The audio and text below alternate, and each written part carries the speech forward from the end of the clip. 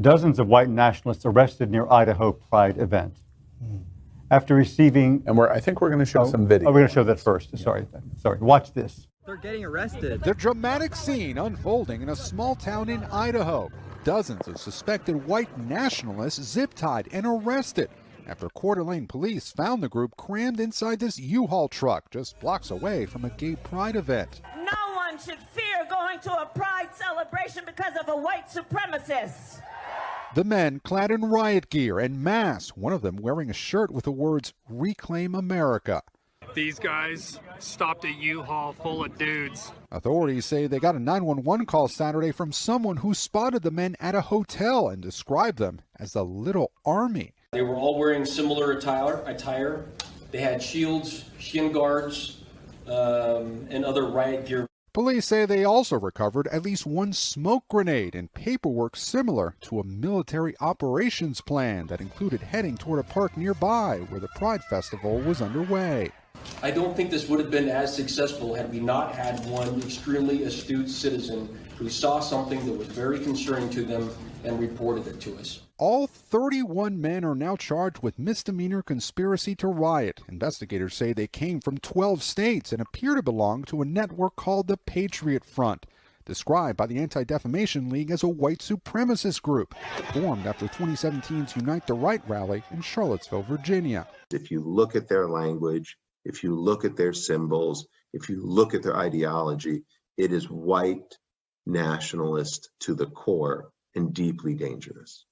During Pride Month, filled with so many celebrations nationwide, many in the LGBTQ community now on edge. It just hurts my heart to know that these people want violence for us, and we don't want violence for anybody. No word yet on when the group will make their first court appearances. They have not commented publicly. The local police chief tells us there have already been online threats towards police officers involved in the arrests. Hoda? All right, Gabe Gutierrez. Gabe. After receiving a 911 call about a group dressed like a little army getting into a moving truck, the police of Coeur d'Alene, Idaho, were quick to investigate. What they found was a group of 31 men believed to be linked to a white nationalist group called Patriot Front, who had plans to riot at the town's Pride. The men were geared up in riot gear and also had at least one smoke grenade. Police Chief Lee White said, quote, "It is clear to us based on the gear that the individuals had with them, teleprompter, the stuff they had in their possession in the U-Haul with them, along with paperwork that was seized from them, that they came to riot downtown," end of quote. I look at it like June 12th, 2006. We just recently witnessed that anniversary. 16. Please forgive me. We just recently witnessed that. And to see in America, we're still battling with the struggles of gun violence and legislation and domestic terrorism still to this day, and it kind of bothers me. This comes on the heels of the West Palm Beach threat, which turned out to be somebody who was up in Canada making violent threats.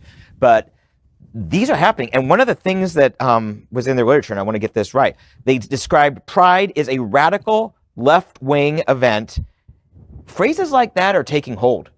This isn't just somebody coming up with it. There is a network of white supremacist group that are putting out talking points like political parties do or like companies do. These are the things that are taking hold. And if, people who are just sort of on the fence or don't care start hearing this over and over again, they're going to think it's right. So they may not be successful today, but a day of their success is not far away. Absolutely. And being in the midst of Pride here in South Florida, I think that everyone should not be worried about something like this happening, but I think that people should be alert and they should be looking around just to make sure, the whole, if you see something, say something, and just to know that these things are happening. But to say it's a shame is really an understatement, because when you're at a Pride, you want to be exuberant, free, having the time of your life, and not be looking around in fear all the time. Fear, absolutely. I have two thoughts.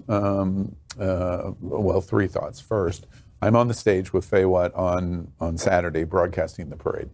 And when I saw this story, it was the first thing I thought of is thank God for the person that goes, wait, and calls 911 and says, this is very strange because they look like an army. That person may have saved somebody's life, maybe. And I agree with Steve. The second thing that I think of is if there was ever a call to action for the LGBTQ community to support and at least at the minimum understand what the Black experience in America is, this event is that.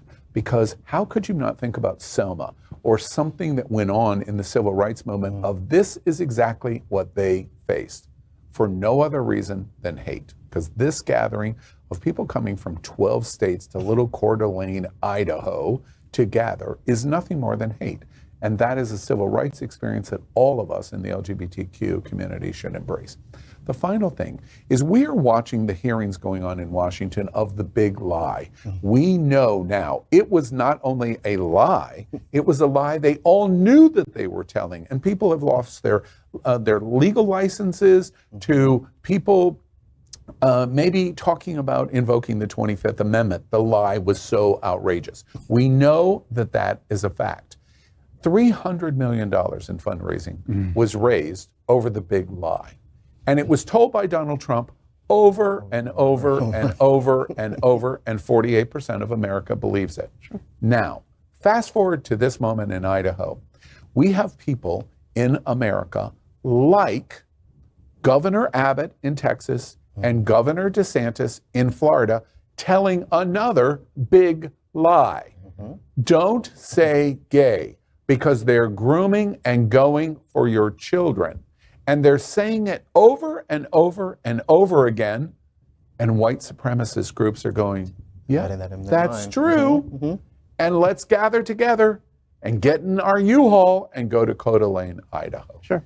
And That's there's a lot of happening. planning. This doesn't just happen. And they are responsible. Donald Trump is responsible for what we're watching. Wholeheartedly. And if something dramatic happens this month or in the future to that point of a pride, it is because of people like Governor DeSantis and Governor Abbott that has blown the dog whistle so loud that you've got to protect your children from queer people.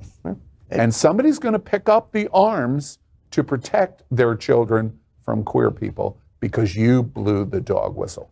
When it happens, we're going to call you out left and right. Donald Trump. It isn't going to be pretty. It isn't. And Ron DeSantis. LGBTQ plus news is vital for our community and for the broader world as a whole. We have enough enemies at Fox News. Tucker, Sean, and Laura are loud.